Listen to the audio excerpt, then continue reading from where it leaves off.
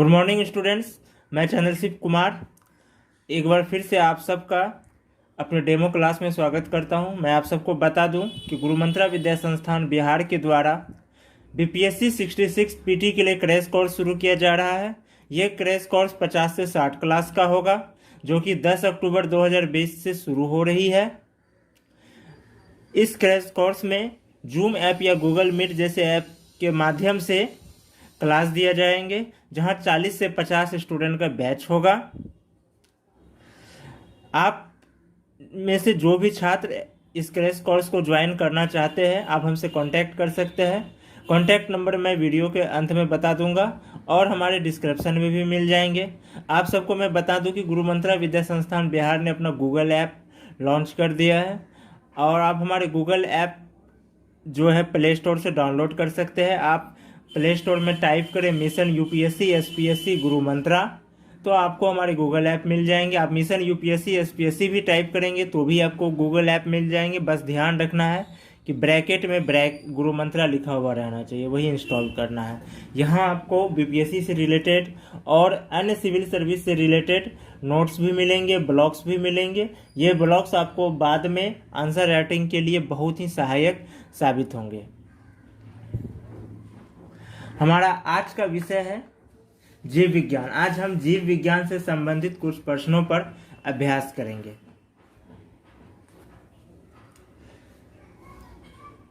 हमारा पहला सवाल है, सवाल को ध्यान से सुनिएगा। हमारा पहला सवाल है, इनमें से कौन सा स्लाइडन एवं हीसवान के कोशिका सिद्धांत के अवधारणा के विरुद्ध है? स्लाइडन एवं हीसवान जो कि दो वैज्ञानिक के नाम हैं, इन दोनों ने कोशिका सिद्धांत पर कुछ धारणाएं दिए थे। ये जर्मन के वनस्पति शास्त्री थे स्लाइडन, जिन्होंने 1838 ईस्वी में कोशिका सिद्धांत से संबंधित धारणाएं दिए थे।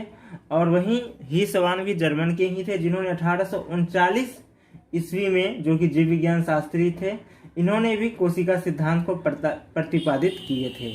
इन्होंने कई प्रकार की अवधारणा दिए थे। इन्हीं अवधारणाओं से लेकर के सवाल है कि इन दोनों में से जो दिए गए विकल्प है, इनमें से कौन सा इनके अवधारणा के विरुद्ध है। सवाल एक बार फिर से ध्यान से सुने, इनमें से कौन सा स्लाइडन एवं हीसवान के कोशिका सिद्धांत के अवधारणा के विरुद्ध है? पहला विकल्प है, विकल्प को ध्यान से सुने आप लोग। पहला विकल्प है, सभी पादप केवल एक कोशिका से बने होते हैं। सभी पादप केवल एक कोशिका से बने होते हैं।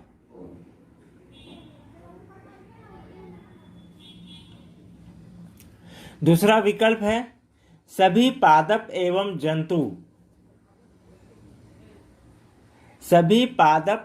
जंतु की उत्पत्ति एक कोशिका से होती है तथा सभी कोशिका मिलकर कार्य करती है।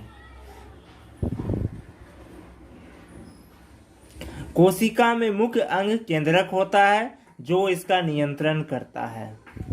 सभी पादप एवं जंतु एक या एक से अधिक कोशिकाओं के बने होते हैं। पांचवा विकल्प आप देख रहे हैं डॉट डॉट है, इनका मतलब होता है इनमें से कोई नहीं या एक से अधिक। पांचवा विकल्प हमेशा होगा इनमें से कोई नहीं या एक से अधिक। ये हमेशा रखे आप अपने दिमाग में कि पांचवा विकल्प किसी भी प्रश्न का यही रहेगा, इनमें से कोई नहीं या एक से अधिक। सवाल एक बार फिर से सुने, इनमें से कौन सा स्लाइडन एवं हीसवान के कोशिका सिद्धांत की अवधारणा के विरुद्ध है? पहला है, सभी पादप केवल एक कोशिका से बने होते हैं। दूसरा है, सभी पादप एवं जंतु यानी कि जीव की उत्पत्ति एक कोशिका से होती है तथा सभी कोशिका मिलकर कार्य करती है।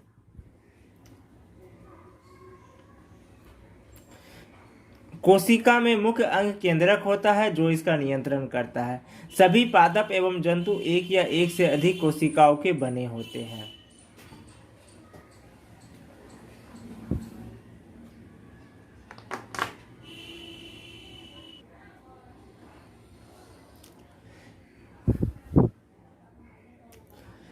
अब हम इनके विकल्पों पर चर्चा करते हैं। सबसे पहला विकल्प, सभी पादप केवल एक कोशिका से बने होते हैं, ये गलत है। इन्होंने दिया था कि सभी पादप या जंतु एक या एक से अधिक कोशिका के बने होते हैं। ठीक। दूसरा है विकल्प सभी पादप एवं जंतु की उत्पत्ति एक कोशिका से होती है। बिल्कुल सही है। ये सही है कि इन्होंने ये सिद्धांत दिया था कि सभी पादप एवं जंतु की उत्पत्ति एक ही कोशिका से होती है, लेकिन बाद में कई सारी कोशिकाएं बनते हैं इनसे और सभी कोशिका मिलकर कार्य करते हैं, यानी दूसरा विकल्प सही है। तीसरा, कोशिका में मुख्य अंग केंद्रक होता है जो इसका नियंत्रण करता है। ये भी बिल्कुल सही है। चौथा, सभी पादप एवं जंतु एक या एक से अधिक कोशिका के बने होते हैं। ये भी सही है। इस हिसाब से अगर देखा जाए तो सिर्फ विकल्प क जो है ये इनके अवधारणा के विरोध है, यानी कि इसका सही उत्तर होगा क, यानी कि सभी पादप केवल एक कोशिका से बने होते हैं। ये इन्होंने सिद्धांत नहीं दिया था, बाकी सारे सिद्धांत दिए थे, तो इनका सही जवाब हो गए क।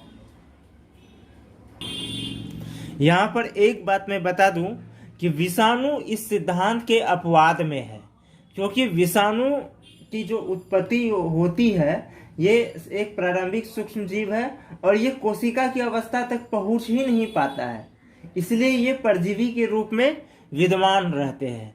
तो विषाणु इस सिद्धांत के विरुद्ध है। ऐसा भी कभी क्वेश्चन आ सकते हैं कि इनमें से कौन जो है स्लाइडन एवं ही स्वान के कोशिका सिद्धांत की अवधारणा के विरुद्ध है। यहाँ आपको विकल्प दे देंगे विषाणु, जीवाणु, अन्य विकल्प दे देंगे।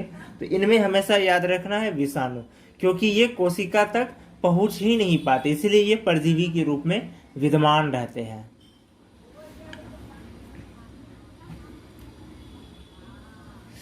अब हमारा दूसरा सवाल है, विषाणु की खोज करता है Robert Hooke, Robert Brown, Leeuwenhoek, Ivan whisky.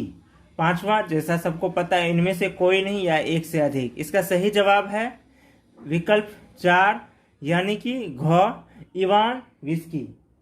इन्होंने ही विषाणु की खोज किए थे। ये खोज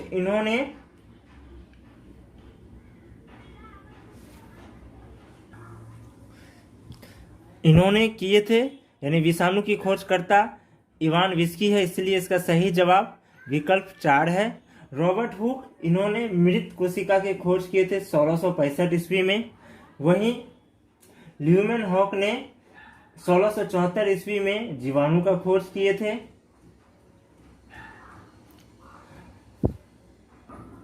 रॉबर्ट ब्राउन ने 1831 में कोशिका में केंद्रक के खोज किए थे।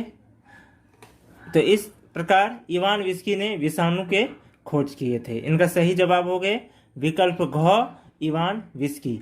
अब अगला सवाल है, इनमें से कौन सा कथन असत्य है?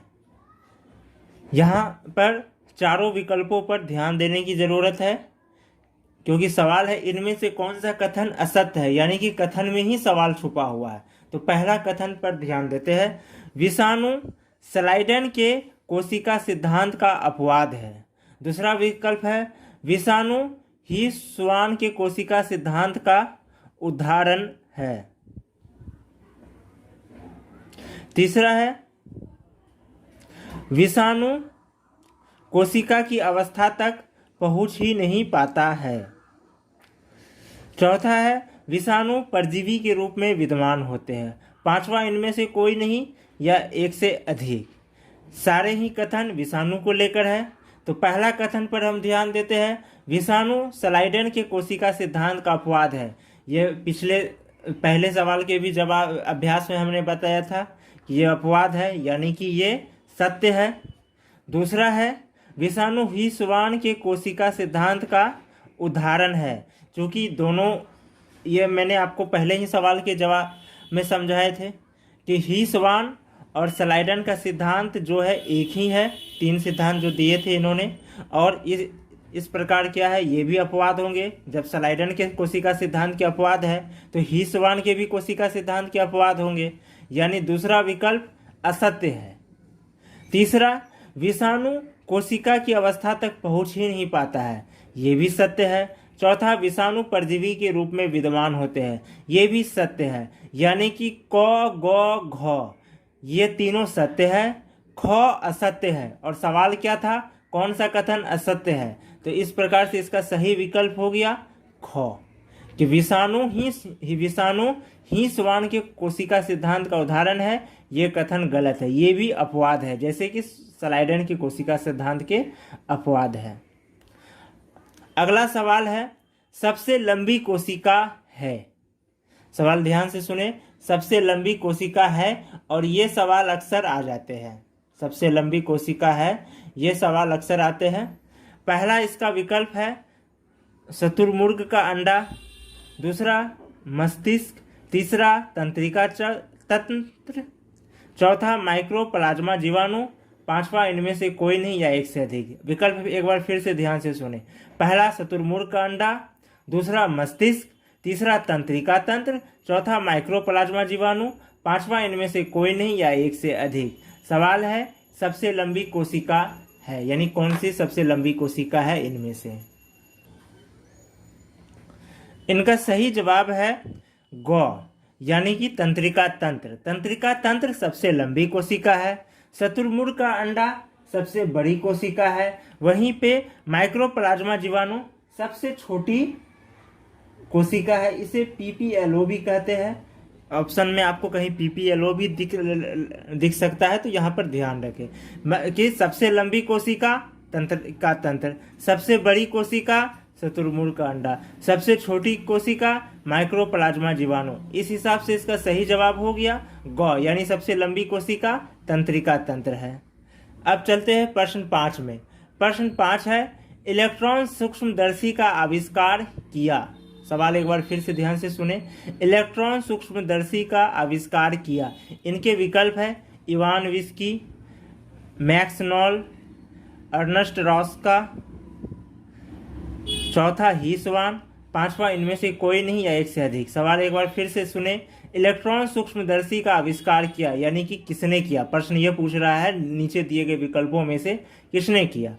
विकल्प ध्यान से सुने। पहला विकल्प है इवान विस्की, दूसरा विकल्प है मैक्स नॉल, तीसरा विकल्प है अर्नस्ट रॉस्का, चौथा विकल्प है ही श्वान, पांचवा विकल्प इनमें से कोई नहीं या एक से अधिक। इसका जो सही जवाब है इलेक्ट्रॉन सूक्ष्मदर्शी बर्लिन विश्वविद्यालय के 2 छात्र 1931 में मैक्स नॉल और अर्नस्ट रॉस्का ने किए थे। तो इनका जो सही जवाब होगा वो अंघ होगा, यानी एक से अधिक।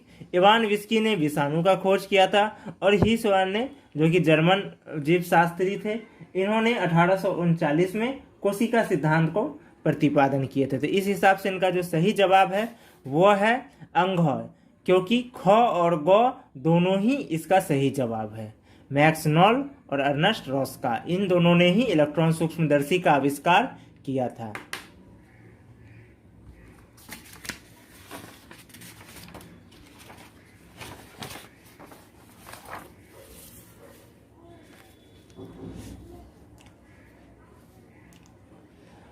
अगला सवाल है, सेल मेम्ब्रेन के अन्य नाम है। सवाल को ध्यान से सुने। सेल मेम्ब्रेन के अन्य नाम है।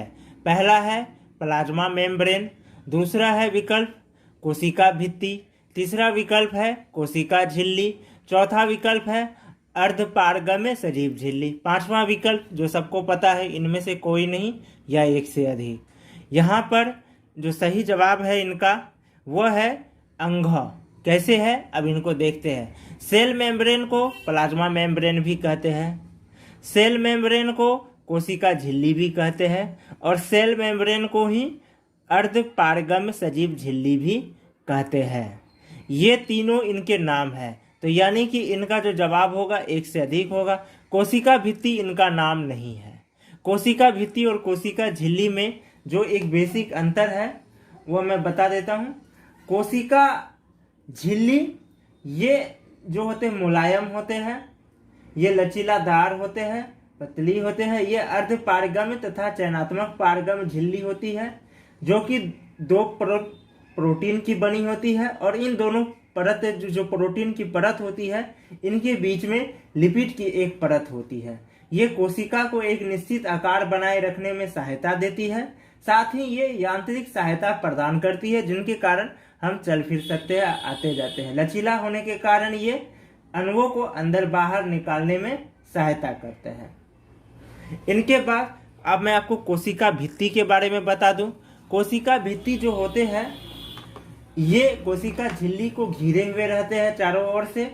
ये सेलुलोज की बनी होती है। ये किसकी बनी होती है कोशिका झिल्ली? कोशिका भित्ति। तो कोशिका भित्ति सेलुलोज की बनी होती है और ये जटिल होती है। जहाँ कोशिका झिल्ली जहाँ मुलायम होती है, वहीं कोशिका भित्ति जो होती है वह जटिल होती है। जटिल होने के कारण ही ये क्या करते हैं, पेड़ पौधे को एक निश्चित आकृति आकार बनाए रखने में सहायक करते हैं। ये निर्जीव होते हैं तथा ये अर्ध परागम्य भी नहीं होते हैं। इनका जो कार्य होता है, ये कोशिका झिल्ली को रक्षा करने के कार्य करते हैं और कोशिका को सूखने से बचाते हैं। ये पेड़ पौधे में पाए जाते हैं।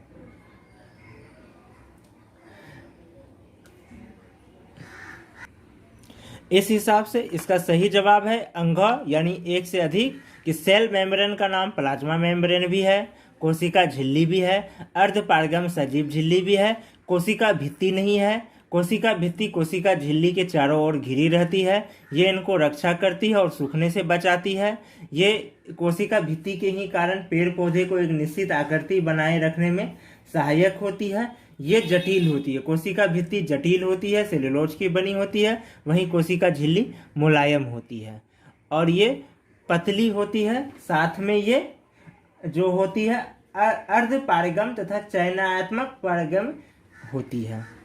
अब अगला सवाल है, नॉल एवं रस्का कहाँ के वैज्ञानिक थे? नॉल एवं रस्का कहाँ के वैज्ञानिक थे? यहाँ पर यह सवाल का जवाब हमने पिछले सवाल में भी के अभ्यास में बताया था। अतः इनका जवाब स्पष्ट है। इनके विकल्प है जर्मनी, फ्रांस, रूस, ब्रिटेन, इनमें से कोई नहीं या एक से अधिक। लेकिन पिछले सवाल के जवाब अभ्यास में ही हमने आपको बताया था कि ये दोनों जो है कहाँ के थे। तो ये दोनों असल में बर्लिन विश्वविद्यालय के छात्र थे, तो स्वाभाविक है ये जर्मनी के थे। इसका सही जवाब है क यानी कि जर्मनी। मैक्स नॉल एवं अर्नस्ट रस्का इसका सही पूरा नाम है। ये दोनों जर्मनी के थे जिन्होंने इलेक्ट्रॉन सूक्ष्मदर्शी के आविष्कार किए थे, जिनके मदद से कोशिका के बारे में ज़्यादा से ज़्यादा जानकारी मिली। यही वजह है कि जीव विज्ञान में इस प्रश्न का खास महत्व बन जाता है। अगला सवाल है, सेल मेम्ब्रेन, जो कि अभी थोड़ी देर पहले जिनके बारे में चर्चा किए थे, सेल मेम्ब्रेन, इनके बारे में कथन दिया हुआ है। इन कथनों के बारे में विचार करना है। पहला कथन है, दोहरी झिल्ली के रूप में होती है। दूसरा, दो परत प्रोटीन की होती है। तीसरा, प्रोटीन के दो परत के बीच लिपिड की एक परत रहती है। चौथा, कोशिका को एक निश्चित आकार बनाए रखने में सहायता देती है। पिछले प्रश्न के अभ्यास में हमने ये चारों ही विकल्प पढ़े थे कि सेल मेम्ब्रेन दोहरी झिल्ली के रूप में होती है, इनकी दो प्रोटीन की होती है और इन दोनों के बीच में एक लिपिड की परत होती है और ये कोशिका को एक निश्चित आकार बनाए रखने में सहायता देती है। तो इस प्रकार से इसका जो जवाब होगा वो अंग होगा एक से अधिक। यहाँ आप डॉट डॉट देख रहे हैं, तो इस अंग का विकल्प मैंने पहले ही बता दिया कि हर प्रश्न में अंग का मतलब है, विकल्प अंग का अर्थ है इनमें से कोई नहीं या एक से अधिक। तो चूंकि यहाँ सेल मेम्ब्रेन को लेकर के सारे ही कथन सही है कि ये दोहरी झिल्ली के भी रूप में होती है, दो परत प्रोटीन की होती है, प्रोटीन के दो परत के बीच में लिपिड की एक परत होती है, कोशिका को एक निश्चित आकार बनाए रखने में सहायता देती है, तो इस कारण सेल मेम्ब्रेन के बारे में सारे कथन सही है। तो विकल्प इसका अंग इसका सही जवाब होगा। अगला प्रश्न है, यूनिट मेम्ब्रेन मॉडल के प्रतिपादक है। इनका विकल्प है रॉबर्टसन। दूसरा विकल्प है सिंगर जो है इनका पूरा नाम है एस.जे. सिंगर। इनके बारे में आगे भी पढ़ेंगे। तीसरा विकल्प है निकोलसन। चौथा विकल्प है क्रूकहॉट। पांचवा विकल्प इनमें से कोई नहीं या एक से अधिक। सवाल है, यूनिट मेम्ब्रेन मॉडल के प्रतिपादक है। इनका सही जवाब है रॉबर्टसन यानी विकल्प क। कि यूनिट मेम्ब्रेन मॉडल के प्रतिपादक कौन थे? तो रॉबर्ट सन थे, इन्होंने सन 1959 यानी कि 1959 में इन्होंने इसका प्रतिपादन किया था। कब किए थे? तो 1959 में। इस चीज़ को डेट भी याद रखें, ये भी सवाल आ सकता है, तो याद रखें 1959 में किए थे। अगला सवाल है fluid mosaic model. Fluid mosaic model के प्रतिपादक कौन है? आगे के वैज्ञानिक जो शेष वैज्ञानिक के नाम है उनके बारे में हम आगे के सवालों में चर्चा करेंगे, जो यहाँ शेष वैज्ञानिक के नाम रह गए। अब अगला सवाल इसीलिए सुने, फ्यूड मॉजिक मॉडल के प्रतिपादक है। यहाँ पर यूनिट मेम्ब्रेन मॉडल था, अब यहाँ है फ्यूड मॉजिक मॉडल। ये दोनों ही कोशिका से ही संबंधित है। तो पूछ रहे कि फ्यूड मॉजिक मॉडल के प्रतिपादक है। पहला विकल्प सिंगर, दूसरा विकल्प निकालसन, तीसरा रोस्का, चौथा लीवेनहॉक, पांचवा इनमें से कोई नहीं या एक से अधिक। इनका जो सही जवाब है वो है क, माफ कीजिएगा, क और ख यानी कि अंघ। इनका जो सही जवाब होगा वो अंघ होगा, क्योंकि इनका प्रतिपादन दोनों ने मिलकर किया था। ये एस.जे. सिंगर और जे.एल. निकोलसन ने मिलकर के 1972 ईस्वी में जो है फ्यूड मॉजिक मॉडल का प्रतिपादन किया था। इस कारण इनका जो जवाब होगा वो अंघ होगा, एक से अधिक। अगला सवाल है कोशिका भित्ति बनी होती है। सवाल फिर से ध्यान से सुने, इसके बारे में हम पहले भी चर्चा कर चुके हैं।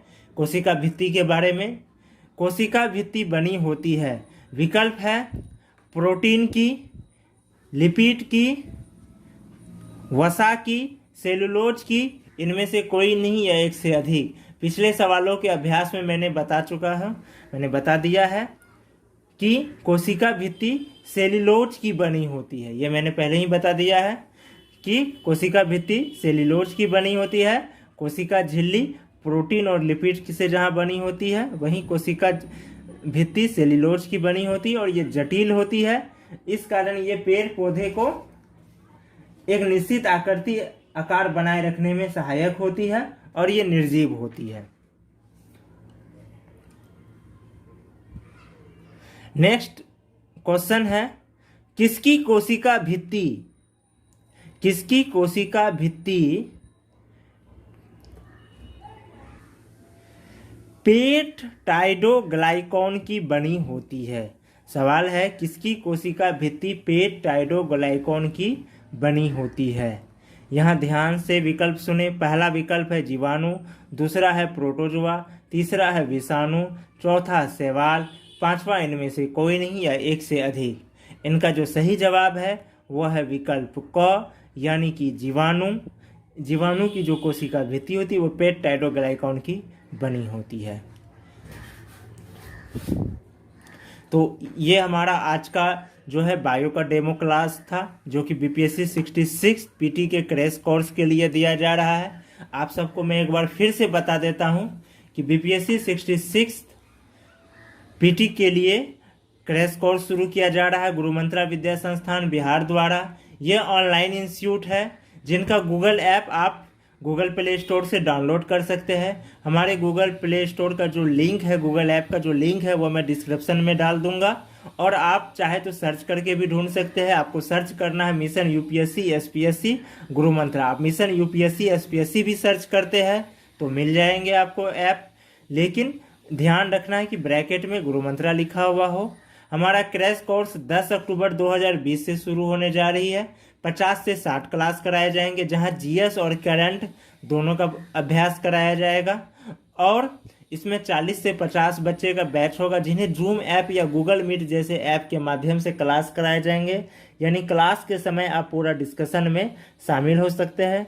आपको डिस्क्रिप्शन में हमारे टेलीग्राम चैनल का भी नाम मिल जाएगा। आप टेलीग्राम चैनल से भी बीपीएससी से संबंधित बहुत सारे नोट्स डाउनलोड कर सकते हैं और हमारे ऐप से भी आप बहुत से आपको बीपीएससी से संबंधित नोट्स और ब्लॉग्स मिलेंगे, जो कि आपको आंसर राइटिंग में बहुत सहायक सिद्ध होंगे आगे चलकर।